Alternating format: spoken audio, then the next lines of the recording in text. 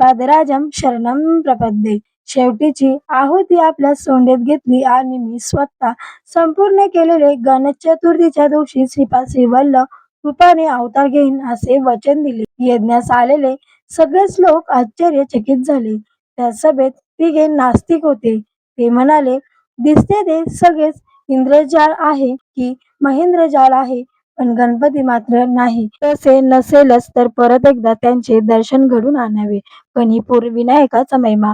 होमकुंडातील विभूतीने मानवाचा आकार घेतला. त्यानंतर ती महागणपती स्वरूपात रूपांतरित झाले. ते रूप बोलून लागले, मूर्खनो, त्रिपुरासुराच्या वधाच्या वेळी शिवाने बलिचक्रवर्तीच निग्रह करण्यापूर्वी, तसेच शिवाने आत्मलिंग घेऊन जाणाऱ्या रावणास विरोध करतेवेळी भगवान विष्णूने महिषासुराचा वध करण्याच्या समयी पार्वतीने भूभार घेण्यापूर्वी आदेशाने सर्व सिद्धी सिद्ध होण्यापूर्वी सिद्धमुनींनी प्रपंचावर विजय साधण्याच्या निमित्ताने मनंताने, याचप्रमाणे सकल देवतांनी माझी आराधना करूनच अभीष्ट प्राप्त केले. सगळ्या शक्तींचे मीच भंडार आहे. मी सर्व शक्तिमान आहे. राक्षसी शक्ती सुद्धा माझ्यामध्येच आहे. सर्व विघ्न करता मी, सर्व विघ्न हरता मीच आहे. दत्तात्रेय म्हणजे कोण समजलास? हरिहरपुत्र असलेला धर्मशास्त्रात तोच.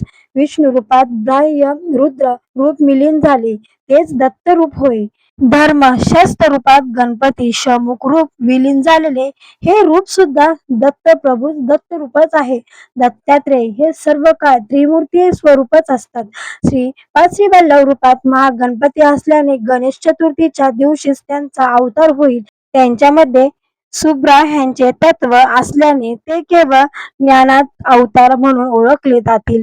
धर्मशास्त्रात तत्वामुळे हे रूप समस्त धर्म कर्मांचे आदी आणि मूळ असे समजले जातील. हा अवतार मातापित्यांच्या संयोगाचे फळ नसेल, ज्योती स्वरूपातच मानवकृतीचे रूप घेईल.